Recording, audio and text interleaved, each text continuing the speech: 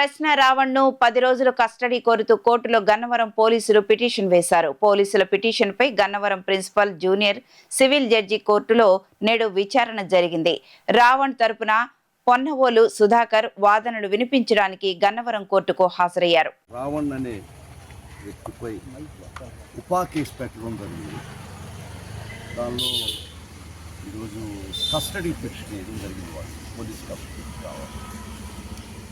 తర్వాత petition file చేశారు. ఈరోజు ఆర్గ్యుమెంట్కి వచ్చింది. కానీ వారు ఈరోజు రాలేదు. ప్రాసిక్యూషన్ వారు ఈరోజు రాలేదు. నేను వచ్చినాను ఆర్గ్యుమెంట్ చెప్పడానికి ఈ రావణ్ తరఫున.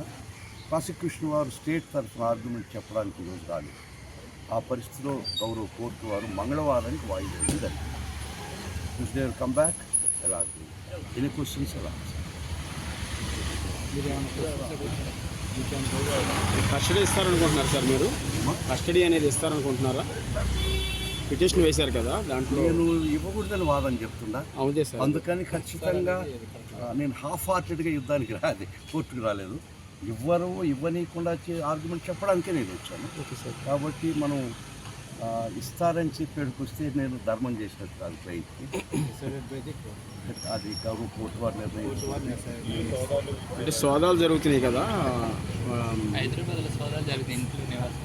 ఇక్కడ ముఖ్యంగా మీరు అడిగారు, చెప్తున్నాను.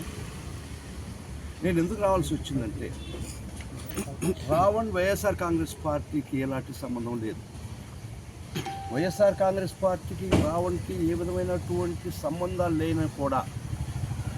అయినా కూడా వైఎస్ఆర్ కాంగ్రెస్ పార్టీ పాలసీ ఒకటే.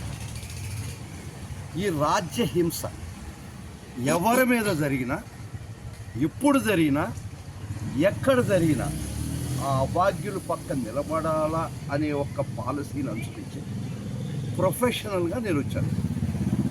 అంతేగాని వైఎస్ఆర్ కాంగ్రెస్ పార్టీకి ఎలాంటి సంబంధం లేదు. బట్ ఫర్ ది రీజన్ ఏదో చెప్తారు, చారణ కోడికి బారణ మసాలా అని. ఆయన చేసింది ఏంది, ఆయన అన్నది ఏంది, ఉపా యాక్ట్ ఏంది, ఆయన పెట్టి మీద కేసులు ఏంది, డెత్ పనిష్మెంట్. చంపేస్తామా ఆ స్టేట్మెంట్ ఇచ్చడానికి? ఈ రాజ్యహింస కాదా అని అడుగు. అంత క్రూరంగా ఆ సెక్షన్లు ఆయన చేసిన దానికి పెట్టడం దుర్మార్గం. దాంతో స్పందించింది. ఈరోజు మొదట మాకు జరిగింది, తర్వాత ప్రతి ఒక్కరికి జరిగింది, ప్రతి పార్టీ వాళ్ళకి జరిగింది. తర్వాత ఎవరైతే గొంతు ఎత్తుతారో, ఈ ప్రభుత్వాన్ని ఎవరైతే నిలదీస్తారో, ఈ ప్రభుత్వాన్ని ఎవరైతే వాళ్ళు ఇచ్చినటువంటి హామీలు అమలు చేయమని అడుగుతారో, ఎవరైతే దుర్మార్గాలను ఎదిరిస్తారో వాళ్ళందరి గొంతు నొక్కే ప్రక్రియ ప్రభుత్వం చేస్తుంది. దానిలో భాగంగానే రావణ్ని చేసింది. రావణ్ కోసం వచ్చిన కారణం ఒకటి. వైఎస్ఆర్ కాంగ్రెస్ పార్టీ మొదట్లోనే చెప్పింది, పార్టీ చూడడం, ఓటు వేసేయాలని చూడడం, జాతి చూడడం, కులం చూడడం, మతం చూడడం.